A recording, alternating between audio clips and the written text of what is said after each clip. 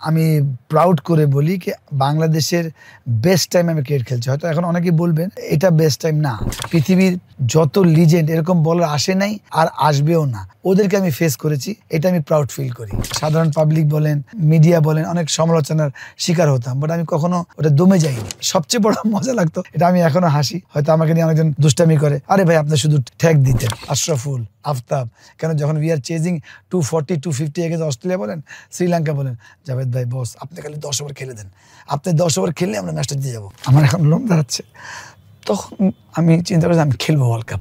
Welcome to BD cric time chitchat. আমি ফারদিন রহমান সকাল আছি আপনাদের সাথে। জেনে অবশ্যই বেশি খুশি হবেন, কারণ আমাদের সাথে আজকে গেস্ট হিসেবে যিনি আছেন জাতীয় দলের সাবেক ক্রিকেটার জাভেদ ওমর বেলিম। কেমন আছেন জাভেদ ভাই? আলহামদুলিল্লাহ ভালো। আসসালামু আলাইকুম। ওয়ালাইকুম আসসালাম। ভাই আপনারা যখন ক্রিকেট খেলতেন তখন সময়টা একরকম ছিল, এখন নিশ্চয়ই সময়টা অন্যরকম।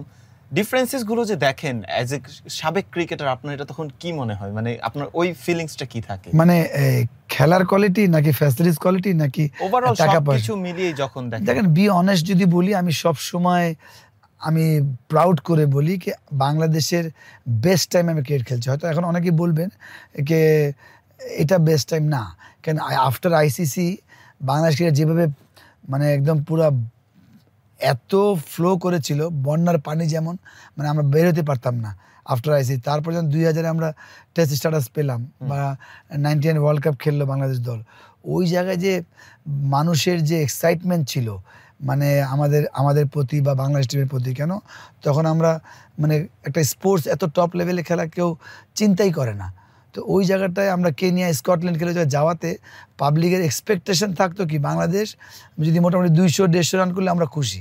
এখন তো পাবলিক জিততে চায়, তো এটা কিন্তু অনেক মানে উল্টা। কিন্তু আমি মনে করি যে ইভেন পয়সার দিকে যদি বলি কি পয়সা হয়তো আজকে ওরা অনেক পয়সা পাচ্ছে, অবশ্যই ইটস ভেরি নাইস, কারণ প্রফেশনাল লেভেল আপনাকে পয়সা পেতেই হবে, কিন্তু আমরা হয়তো কম পয়সা পেয়েছি। বাট আমি সব কিছু মিলিয়ে পার্সোনালি আমি হয়তো অনেকে আমার সঙ্গে একমত না হতে পারে বা বিশ্বাস নাও করতে পারে, অনেস্টলি বলি আমি আমার যতটুকু সম্মান পেয়েছি ওই সময় বা আমরা যে পয়সাটা পেয়েছি, আমি মনে করি আমি মোর দেন হ্যাপি।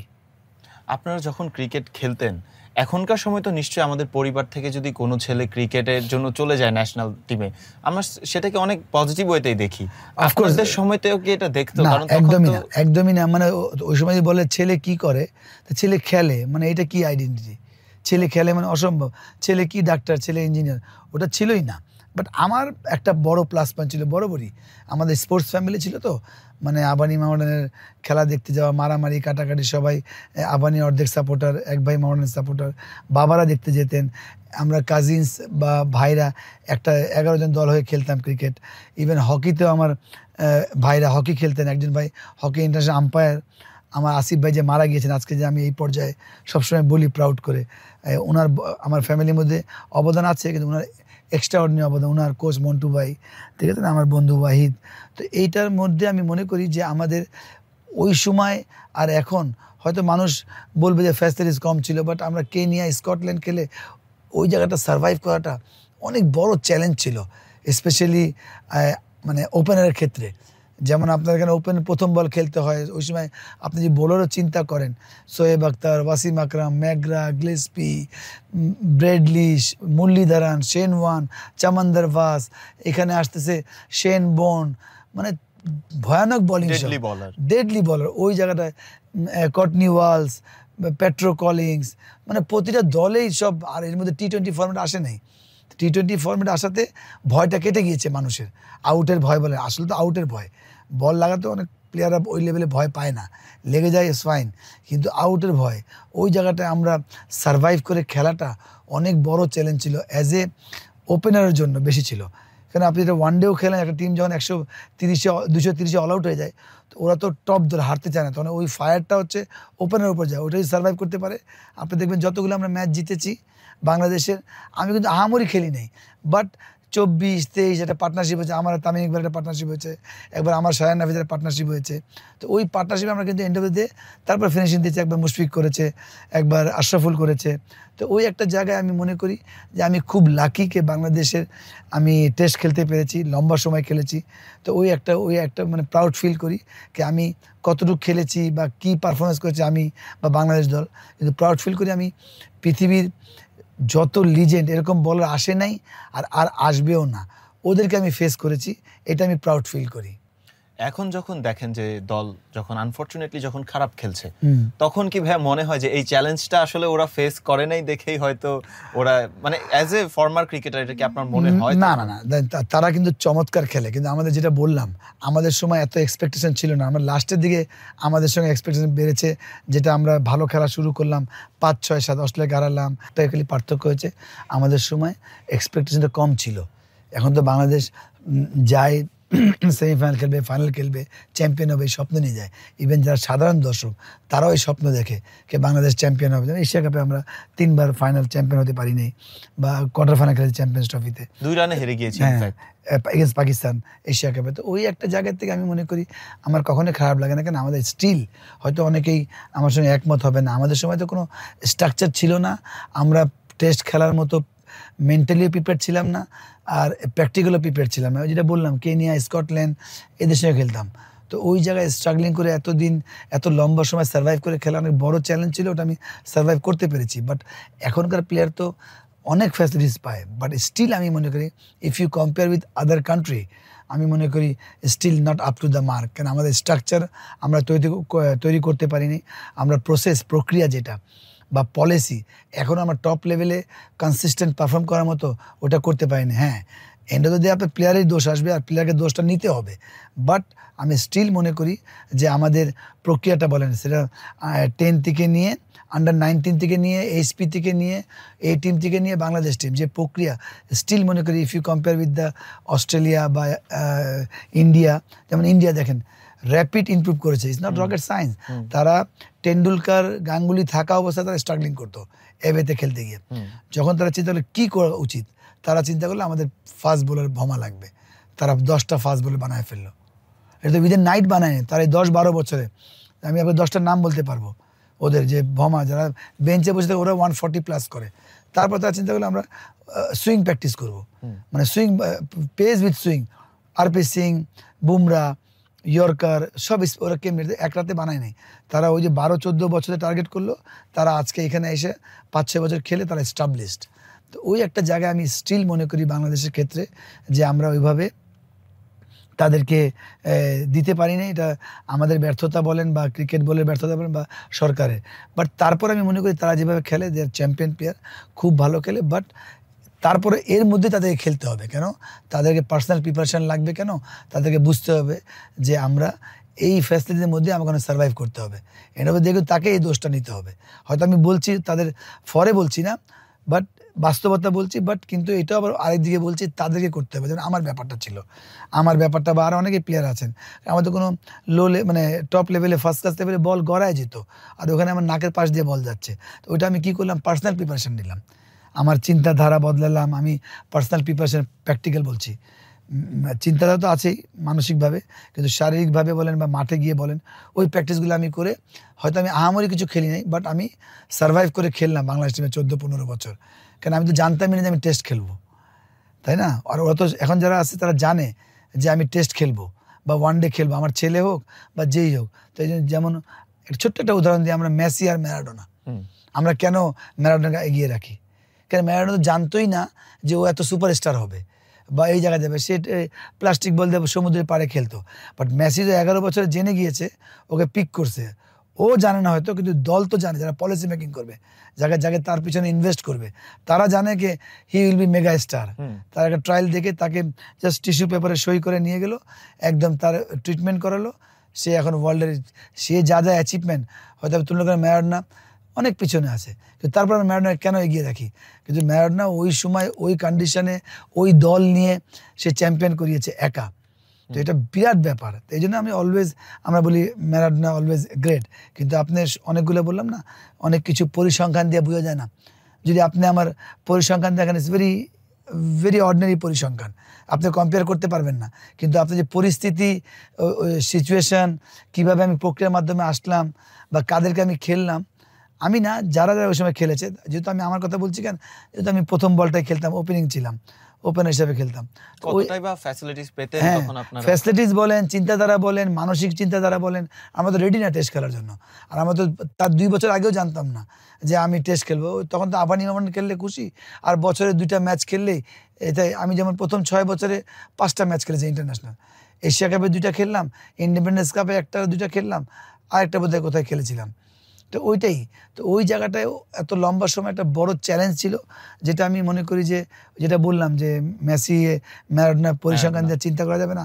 ইভেন আমার আর ধরেন অন্য যতই বড় প্লেয়ার হোক এখনকার যুগেও, আপনি পরিসংখ্যান দিলে এটা বিবেচনা করতে পারবেন না। সব কিছু পরিস্থিতি, তখন আপনি আমাকে একটা মানে রেসপেক্ট দিবেন আর কি, না এই লোকটা কষ্ট করে সার্ভাইভ করে একটা পর্যায়ে বাংলাদেশকে সার্ভিস দিয়েছে।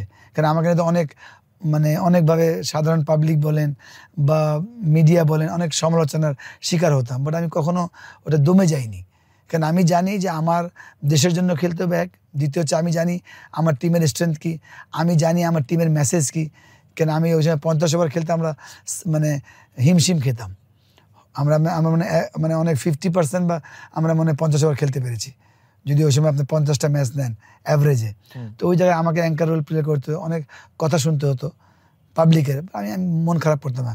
কিন্তু যারা আমার কাছের লোক বা যারা মিডিয়া বুঝে, ওরা যখন কমেন্ট করতো মন খারাপ করতাম। কিন্তু মন খারাপ করে এনবদা দিয়ে কিন্তু একটাই বিশ্বাস ছিল যে মাঠে গিয়ে বলতে হবে। ওই মাঠে গিয়ে বলাটার তাগিদ বা জিদ যেটাই বলেন, রাগ, ওইটা যখন আমি প্রথম টেস্ট খেলি নাই, 2টা ওয়ার্ল্ড কাপ খেলি নাই, তো ওইটার জন্য আমার কেরিয়ার বড় হয়েছে। এই জন্য আমি সবসময় বলি থ্যাঙ্কস টু মিডিয়া। সবসময়, কারণ মিডিয়া আমাকে ভালোও লেগেছে, ওটা আমার শত্রু না, বাট খারাপও লেগেছে। তো খারাপটা হয় কি, যে আমি তো জানি আমার স্ট্রেংথ থাকে, মিডিয়া হয়তো বুঝতেছে না এটা, তাই না? সকালে টিম মিটিংয়েই বা আগে তো সকালে টিম মিটিং হতো, তাহলে বা আগের দিন রাত্রে হতো, যাবে তুমি কিন্তু উল্টা খেলবা না, তুমি পুরো 50 ওভার খেলো, পাবলিক যাই চিল্লাক। বা আমাদের কাছের প্লেয়ার, কোচ, ম্যানেজার, সিলেক্টর সবাই, ঠিক আছে। তারপরে এর মধ্যে সবচেয়ে বড় মজা লাগতো, এটা আমি এখনও হাসি, হয়তো আমাকে নিয়ে অনেকজন দুষ্টামি করে, আরে ভাই আপনি শুধু ঠ্যাক দিতেন। তো আমি বস ঠ্যাক দিতেন, কে বলতো জানেন আমাকে? আশরাফুল, আফতাব। কেন যখন we are chasing 240, 250 against Australia বলেন, শ্রীলঙ্কা বলেন, জাভেদ ভাই বস আপনি খালি 10 ওভার খেলে দেন, আপনি 10 ওভার খেললে আমরা ম্যাচটা দিয়ে যাবো। কেন প্রথমে যাবে 3-4টা উইকেট পড়ে যায়, আপনি শেষ, আপনার মেরুদণ্ড ভেঙে গিয়েছে। তো ওই জায়গাটা আমি এখনও আমার মজা লাগে, কি ওরা রিকোয়েস্ট করতো, মানে দুষ্টামি করে মেসেজ করতো কি বস ওরা জানে যে আমি চাইলে থাকতে পারবো, আপনি জাস্ট লিভ করে দেন বলটা। হ্যাঁ লিভ করবি, বা উল্টা বলে শর্ট খেলতাম না। তো ওইটাই আমার পার্টনারশিপ জন্য আমাদের 10 ওভারে বেশি না 35-40 ম্যাচ অন, কেন পরে লাস্টের দিকে আমরা 5.5 করে নিতেই পারবো। তো ওই একটা জায়গায় আমি এখন আবার যখন পাবলিক আমাকে দেখে রাস্তায়, আমি খুব প্রাউড ফিল করি, জাভেদ ভাই আপনি আমাদের কিন্তু 1 নম্বর টেস্ট প্লেয়ার ছিলেন, যেটা আমার সাপে বরণ হয়েছে। কারণ সবসময় যখন আমি যখন রাস্তায় যাই, এখনও মানুষ আমাকে চিনে, আমি প্রাউড ফিল করি কিনা আমি খেলা ছেড়ে 14 বছর 15 বছর ইন্টারন্যাশনাল কথা বলছি। তো ওই জায়গায় এখন আমাকে চিনে, এটা অনেক বড় পাওয়া বাংলাদেশের প্রেক্ষাপটে। আর যেটা বললাম আমি স্টার্টিংয়ে, যে পয়সার ব্যাপারটা আমি যতটুকু ইনকাম করেছি ওটাই বরকত হয়েছে আলহামদুলিল্লাহ। যেহেতু আমার পুরান ঢাকার লোক, ব্যবসা ছিল আগের থেকেই, বাবা ফ্যামিলিরও ব্যবসা ছিল, তো ওই জন্য ওটা নিয়ে কখন আমি মানে আপসেট থাকি না বা মন খারাপ করি না, বরঞ্চ প্রাউড ফিল করি কি আমি 4টা জেনারেশন খেলেছি, আথার ভাই থেকে শুরু করে ফারুক ভাই, বুলবুল ভাই, আমি, হাবিবুল বাসার পাইলট, মোহাম্মদ রফিক, আবার লাস্ট আচ্ছা এর মধ্যে মাঝখানে মাশরাফি, আশরাফুল আসছে, লাস্ট আবার সাকিব, তামিম, মুশফিক, যেটা ওয়ার্ল্ড কাপে খেললাম 2007-এ, তারপর 8-এ ট্যুর করে তারপর তো আমি ছেড়ে দিলাম। তো ওই একটা জায়গায় আরও বড় যে প্রাউড ফিল করি। অত কিছু তো মন খারাপ আছেই, বাট তার বিনিময়ে আল্লাহ আমাকে মানে একদম লাভ্য অংশ সহ আমাকে ফিরিয়ে দিয়েছে। বলছিলেন 2008 সালে আপনি খেলা ছেড়ে দিয়েছেন international, but still you are so much fit. এইটার আসলে মানে জাদুটা কিভাবে হলো? এটা জাদু ঠিক না, সত্যি কথা সবাই কষ্ট করে টপ লেভেলে। আপনি কিভাবে নিজেকে মেইনটেইনটা করলেন? মেইনটেইন না, আমি যেভাবে ওই সময় লোড নিয়েছি, মানসিক বলেন বা শারীরিক, সবাই প্র্যাকটিস করতো, কিন্তু আমি কিন্তু সত্যি কথা কি ফিটনেসের এক্সট্রা করতাম। কেন ওইটা আমার ছিল কি, কেন আমাকে 2 দিন 2.5 দিন ফিল্ডিং টেস্ট ম্যাচে মায়ের পড়তো, তখন তো নর্মাল না। সাইদানরা 100 করতেছে, 4 জন 100 করতেছে, ডিক্লেয়ার দিচ্ছে 500 করে। ফিল্ডিং আপনি বুঝেন, একদিনে 500 কেমন ফিল্ডিং? আমি পয়েন্টের ফিল্ডার ছিলাম সারাক্ষণ, এমন না যে টেস্ট ম্যাচে তো রিল্যাক্স থাকে মানুষ, একটু সারাক্ষণ দৌড়াচ্ছি, ওইটা একটা। দ্বিতীয় হচ্ছে আবার আমার উপর এক্সপেকটেশন ছিল Javed is a good fielder, ওই জায়গায় এক্সট্রা এফোর্ট দিতে হতো। তারপর গিয়ে ব্যাটিংয়ে আউট হওয়া যাবে না, টেস্ট ম্যাচে তুমি আমাদের মেন প্লেয়ার, তো ওই জায়গায় থাকাটা, তো ওই জন্য ফিটনেসটা আমি সবসময় এক্সট্রা করতাম। ওইটাই এখন মানে ভাঙায় আমি খাই, বাট তার সাথে একটু জয়েন করি, যেহেতু আমি খুব এনজয় করি ফিটনেসটা। মানে এনজয় বলতে বোঝায় ব্যাডমিন্টন খেলা বা সাঁতার কাটা বা টেবিল টেনিস খেলা বা ফুটবল খেলা, তো ওইটা একটা হেল্প হয়। আর আগে যেগুলো প্রিজার্ভ ছিল ওইটা আস্তে আস্তে মানে যাচ্ছে, যে এখন যে আবার নতুন করে মেনটেন করি, তাহলে এটা আরো 10 বছর কন্টিনিউ করবে ইনশাল্লাহ। আমরা আশা করি আপনি আরো বেশি বছর পারবেন এটাকে মেইনটেইন করতে। অনেকে রাগ করবেন বা মন খারাপ করবেন, এই দেশকে আমি কানাডার ইমিগ্রেন্ট, শুধু এই দেশকে ভালোবাসি বলে আমি এই দেশে থাকি, এনজয় করি। আমি বললাম বাংলাদেশের প্রেক্ষাপটে আই এম সো লাকি। কেন আপনি থানা বলেন, পুলিশ বলেন, এয়ারপোর্ট বলেন, এত সম্মান করে এখনো, তাহলে এটা অনেক বড় পাওয়া। আমি তো গিয়ে বলতে পারবো না আমি এই বড় লোকের ছেলে, আমাকে ছেড়ে দেন। ওরা যখন দেখে বা বলি ভাই আমি প্লিজ আমাকে সরি, ওই দিন পুলিশ ধরলো, আমি ক্যাব পরা হেলমেট পরি নেই, সকালে আমি যাচ্ছিলাম লেভেল 3 করতে, আমাকে একজন নামিয়ে দেবে আমার ড্রাইভার হন্ডায়, পরে আমি গাড়িতে যাব। তখন ওই জায়গাটা আমি বললাম কি আমি যাবে যেন ভাই আমার খুব তাড়া, ওকে। তো এটা অনেক বড় পাওয়া। আর এখন যেটা বিসিবিতে হচ্ছে, বিসিবি কালচারটা এমন তৈরি হয়ে গিয়েছিল যে যারা ক্রিকেট বোর্ডে ছিল, হয়তো ক্রিকেট প্লেয়ার ছিল, অনেক বড় বড় নাম আছে, কিন্তু তারা হয় পাওয়ারলেস ছিল বা তারা কখনো প্রোটেস্ট করতে পারেনি যে ক্রিকেটের জন্য আমরা এটা করছি না লং টার্মে।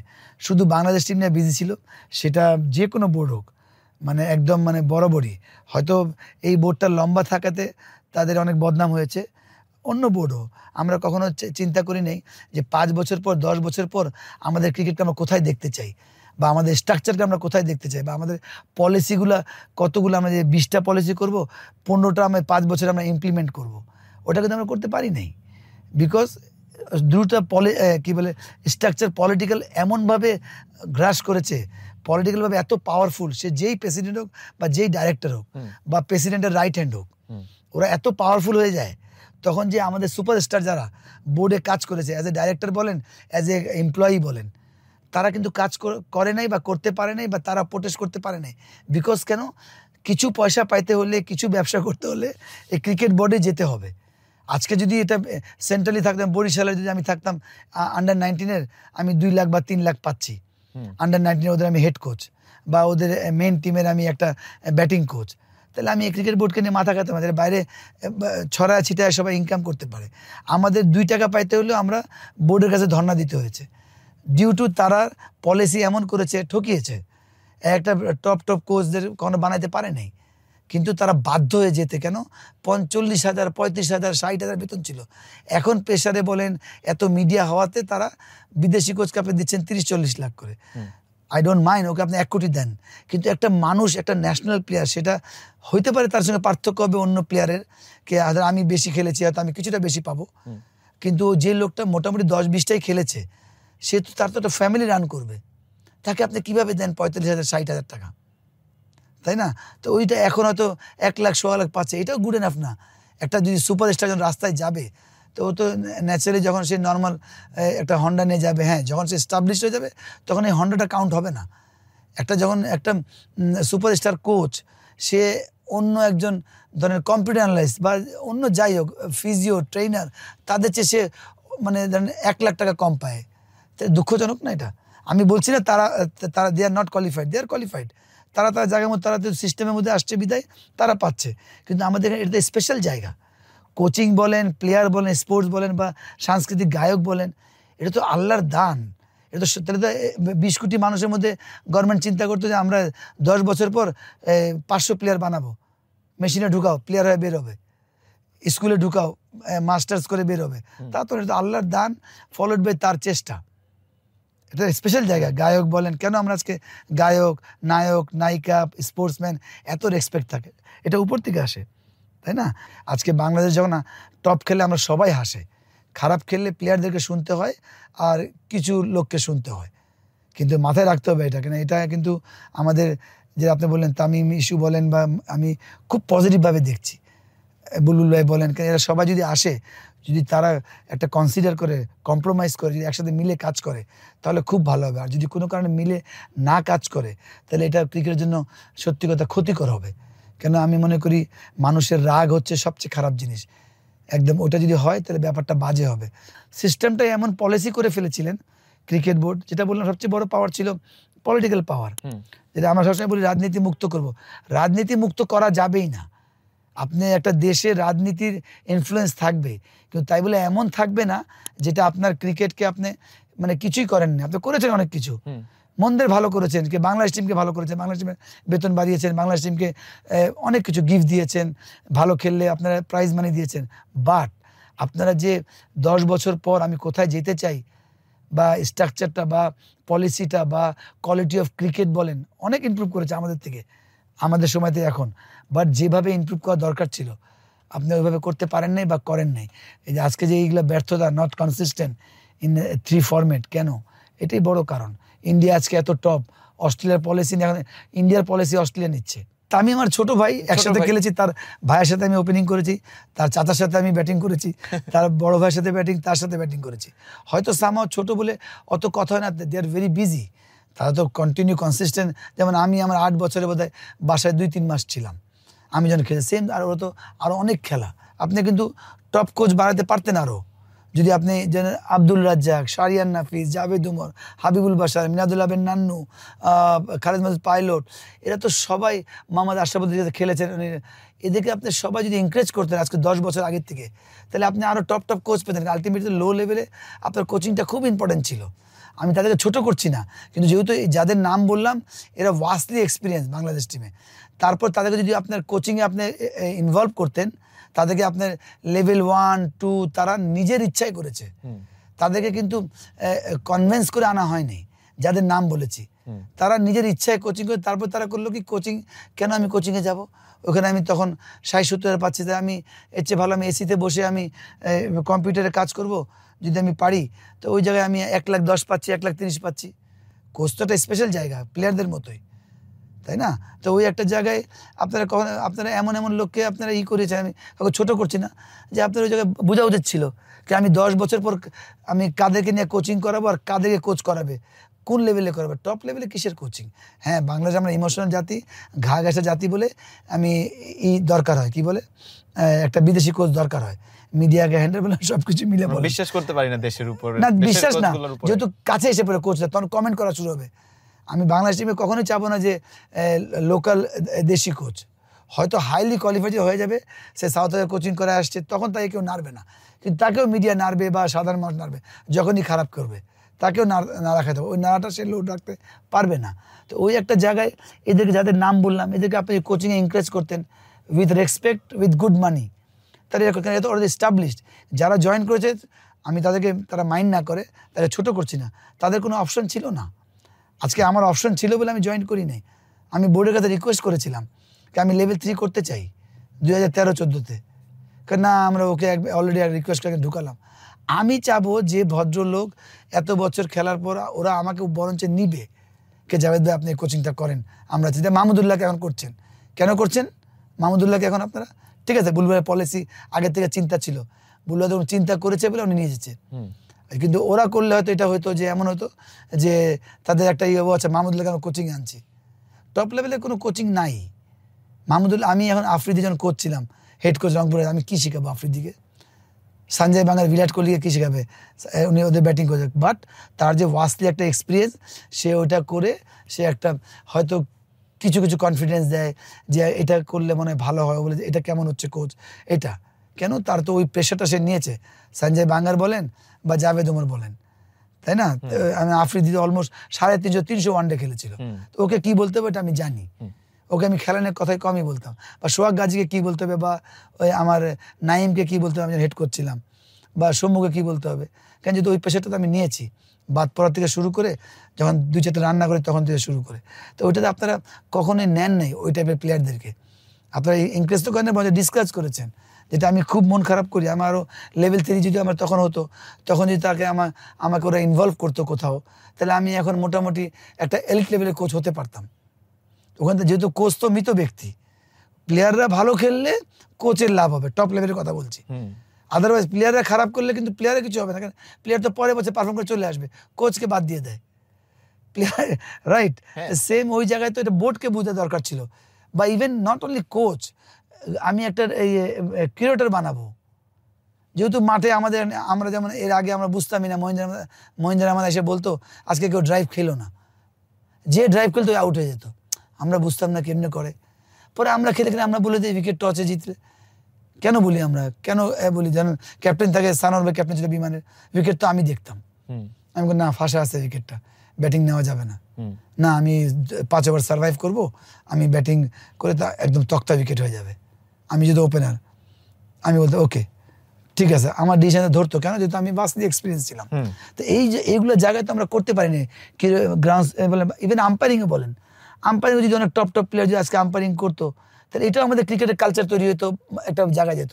নট অনলি কোচেস, আপনার 3টা-4টা ডিপার্টমেন্টের, তাই না? একটা যে টপ মিডিয়া শাহিন নাফিস, আমি ওকে আমাদের মিডিয়ার হেড বানাতাম যে কেমনে হ্যান্ডেল করতে হয় প্লেয়ারদেরকে, এটা করতে হয় বা কেমনে অ্যাপ্রোচ করতে হয়, যে কীভাবে কথা বলতে হয়, কীভাবে খেতে হয়, তো অনেক ব্যাপার থাকে। তো আমরা তো এভাবে কখনো আমরা তৈরি করি নেই, শুধু আমরা বাংলাদেশ টিম নিয়ে বিজি ছিলাম, বিদেশি কোচ কোনো জব দিয়ে করতে হবে না।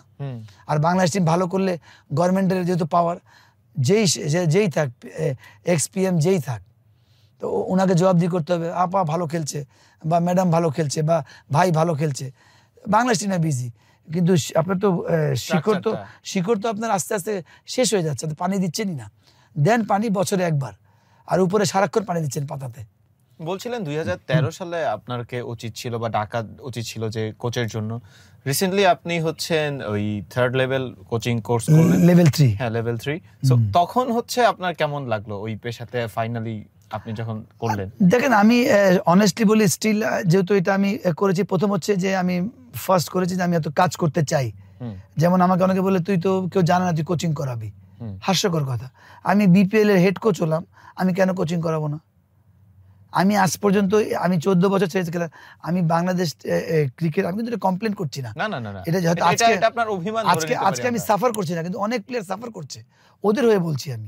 আমি প্রিমিয়ার লিগের কোনো টিমে কোচিং করাইতে পারি নাই, ওরা বলে যায় তো সিন্ডিকেট, আমি সিন্ডিকেটটা কি? আমি প্রিমিয়ার লিগের, সেটা আমি আবানিতে খেলেছি চ্যাম্পিয়ন, 3টাই চ্যাম্পিয়ন, আমি হাইয়েস্ট স্কোরার। মাওড়ানে খেলেছি চ্যাম্পিয়ন, ব্রাদার্স ইউনিয়ন ক্যাপ্টেন ছিলাম, কলাবাগানের ক্যাপ্টেন ছিলাম, যে খালি আমি 2-1টা টিমে খেলি নেই।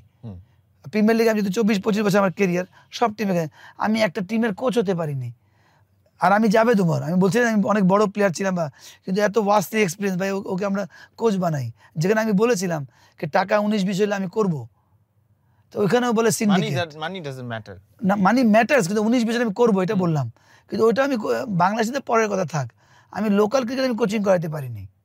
আমি গিয়ে বাইরে কাজ করেছি, আমি সিলেটে গিয়ে রাগিব রাবা স্পোর্টস একাডেমিতে হেড কোচ ছিলাম, স্ট্রাকচার আমি তৈরি করেছি। আমি এখানে SUB ইউনিভার্সিটিতে কাজ করলাম অ্যাজ এ স্পোর্টস ডাইরেক্টর হিসাবে, আমি এখনো ইউনিভার্সিটিতে কাজ করছি, প্রেসিডেন্সি ইউনিভার্সিটিতে স্পোর্টস ডাইরেক্টর হিসাবে। তাহলে আপনি আমাকে বলেন, আমি এটা কিন্তু অনেস্টলি কেউ আমাকে ভুল মনে করবেন না, আমি এটা কিন্তু অভিমান ধরে বলছি না, এটা কি ধরনের কথা? আমার মতো এরকম আরো অনেকে সাফার করছে, হয়তো এই লেভেলে আসতে পারে নাই, এটা হয়তো বলতে পারছে না। আমি বলছি এখানে এটা আলটিমেটলি আমার কোনো ক্ষতি হয়নি, এটা আলটিমেটলি ক্ষতি হয়েছে আমাদের ক্রিকেটের। আমাকে তো না দেশ না, যেমন আমি যখন খেলা ছেড়ে দিলাম, আমাকে যদি ওই সময় সিলেক্টর আর 2 বছর খেলাতো, তাহলে আমারও তো কোনো কিছু হতো না, দেশের লাভ হতো। কারণ ওই সময় Junaid Siddiqui, Nazimuddin, they are not ready for test match, কিন্তু ওই যে বিদেশি কোচ চেয়েছে, সিলেক্টর আর কিছুই বলেনি, না ভাই আমাদের লটে আর প্লেয়ার নাই। আজকেও আমরা মাহমুদুল্লাহ রিয়াদকে একদম ছিটকে ফেলে দিয়েছি, মাহমুদুল্লাহ রিয়াদ অপরচুনিটি পেয়েছে খেলার, প্রুভ করে ওয়ার্ল্ড কাপ খেলে আসলো, ওয়ার্ল্ড কাপে টপ পারফরমেন্স করে আসলো। তারপরে আমার সমালোচনা কেন? পাবলিক তো চাবে এক্সাইটমেন্ট, কিন্তু যারা সিলেক্ট করে তাদেরকে বুঝতে হবে যে আমাদের কি বাঞ্চ অফ লটে প্লেয়ার আছে, আমাদের কতটুকু প্লেয়ার আছে।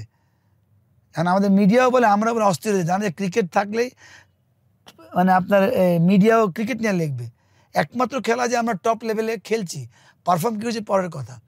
আর মিডিয়াও অস্থির হয়ে যায়, সেটা সোশ্যাল মিডিয়া তো হবে, যেহেতু এখন সবাই সাংবাদিক, এটা বিপদ হয়ে গিয়েছে। এটা কি আপনাদের সময় মানে আরো ভালো ছিল, যে মানে প্রেসারটা কম হতো? কারণ আপনাদের সময় সোশ্যাল মিডিয়াটা এরকম ছিল না। আমাকে সবাই বলতো, তখন কি পেপার ছিল আমার নামে ধরেন হেডিং, ওটা 1 দিন 2 দিন, তারপর শেষ 5 দিন। এখন তো আপনার রিল ঘুরতেই থাকে। আর যেহেতু ও তো মানুষ, যে প্লেয়ারটা, আমাকে ওদিন একটা জন্মদিনে গিয়েছিলাম একটা চ্যানেলের, তো ওখানে যে জাহিদ ভাই এখন কি আফসোস মনে হয়? আমি না, বরঞ্চ আফসোস কেন ভাইয়া? আফসোস মনে হয় না আমার, ওই সময় সোশ্যাল মিডিয়া থাকলে আর একটু প্রেশার বেশি হতো। যেমন আমি যখন ওয়ার্ল্ড কাপে চান্স পেলাম, তখন সাইড ম্যাচ খেলতে গিয়েছিলাম চান্স পাওয়ার আগে। আচ্ছা তখন শন একজন অস্ট্রেলিয়ান কোচ ছিলেন। তখন দেখি ড্রেসিং রুমে পেপার 4-5টা, সবাই নাস্তা খাচ্ছে, মনে হচ্ছে বাজার। আমি কোচকে ডেকে বললাম, কোচ তুমি চাও আমি ভালো পারফর্ম করি? বলে হ্যাঁ। নাস্তা ডাইনিং টেবিল আছে, নাস্তা এখানে হবে না, আর কোনো পেপার এখানে আসবে না, যাবে ডান।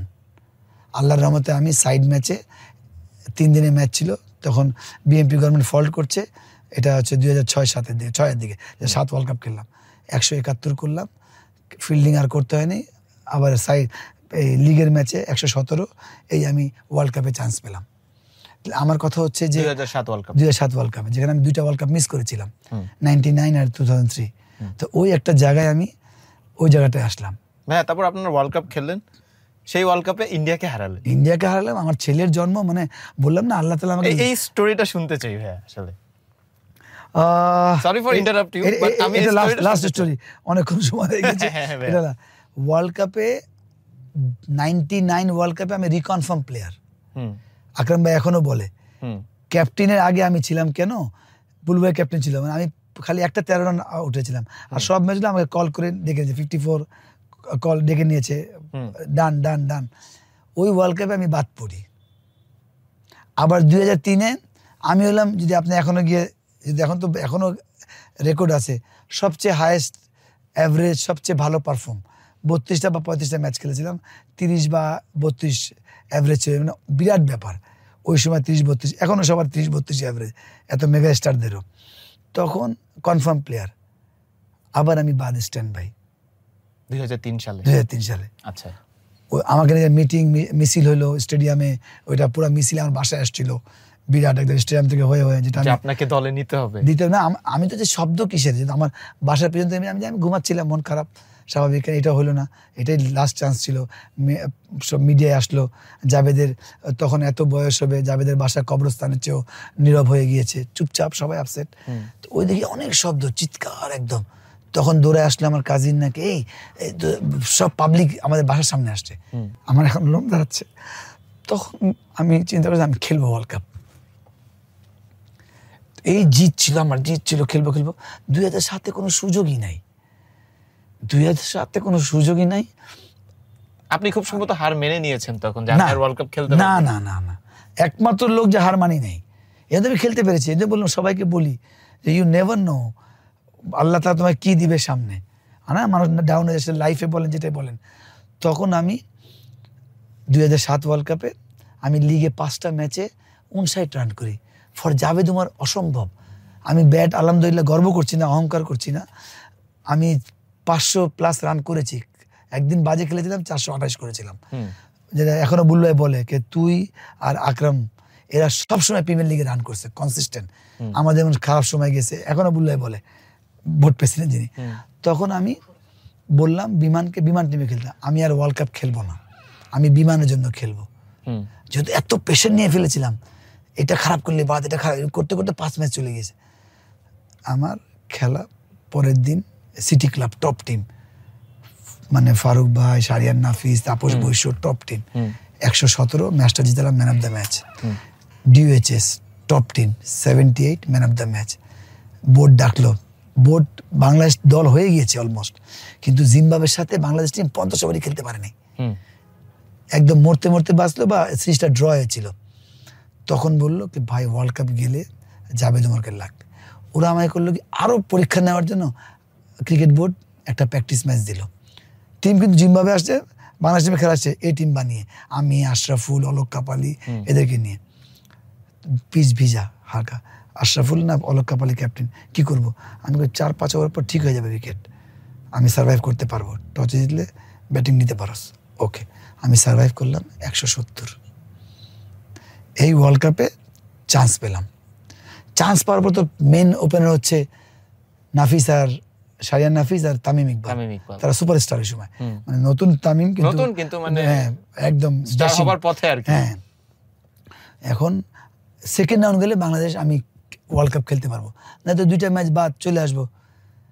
তখন আমি শুধু একটা কথা বলতাম সবাইকে, ওয়ার্ল্ড কাপ পিছাচ্ছে, ওয়ার্ল্ড কাপ পিছাচ্ছে। তখন সবাই বলতে, কি রে পাগল নাকি, ওয়ার্ল্ড কাপ কেন পিছাবে? বাংলার সেকেন্ড অঙ্কে 1 মাসে 25 দিনে চলে আসবে, সেকেন্ড অঙ্কে তো 2 মাস, আমরা 67 দিন ছিলাম। এই সেকেন্ড রাউন্ড যাওয়ার, যদি আমরা ইন্ডিয়াকে হারালাম, আমি 12 ম্যান ছিলাম, আমরা এরকম করলি দেখে ওই জায়গায় আমার ছেলের জন্ম 17 মার্চ, বুঝছেন?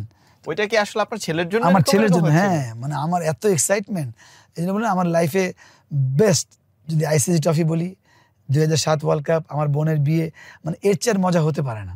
তো ওই একটা আমরা এরকম করে সেকেন্ড রাউন্ডে খেললাম, এই যে আমি ওয়ার্ল্ড কাপ খেললাম, পার্টনারশিপ করলাম আমি আর তামিম, বোধহয় 48 না 56 against south Africa, south Africa 1 নম্বর দল, আমরা জিতে গেলাম। আশরাফুল চমৎকার ব্যাটিং করলো, আর তো সবাই, তো ওই ম্যাচটা জিতলাম। তো ওই ওয়ার্ল্ড কাপে আমি 3টা ম্যাচ খেললাম, এটা আমার জন্য যেহেতু সারা জীবন আফসোস থাকতো, বিগ অ্যাচিভমেন্ট, যেটা আমি মন খারাপ করলাম, পাবলিকও খুশি, আমিও খুশি, সব কিছু মিলায় আমার যারা ফ্যান ছিল, বিরাট দায়ানের জন্ম। আর আমি মনে করি স্টিল নাও বাংলা যতগুলো ওয়ার্ল্ড কাপ খেলেছে সবার সঙ্গে একমত হবে, সেটা মাশরাফি হোক, মুশফিক হোক বা সাকিব হোক, যে আমার মনে হয় এটা বেস্ট ওয়ার্ল্ড কাপ ছিল, আবিউল বাশার হোক বা রাজ্জাক হোক বা আশরাফুল হোক। 2007 এখানে ওয়েস্ট ইন্ডিজে ছিল, এত চমৎকার জায়গা, আর সবাই আমাদের সাপোর্ট করে, নতুন অ্যাজ এ নিউ টিম হিসাবে India, Pakistan, West Indian local আমাদের প্রচুর সাপোর্ট করেছিল।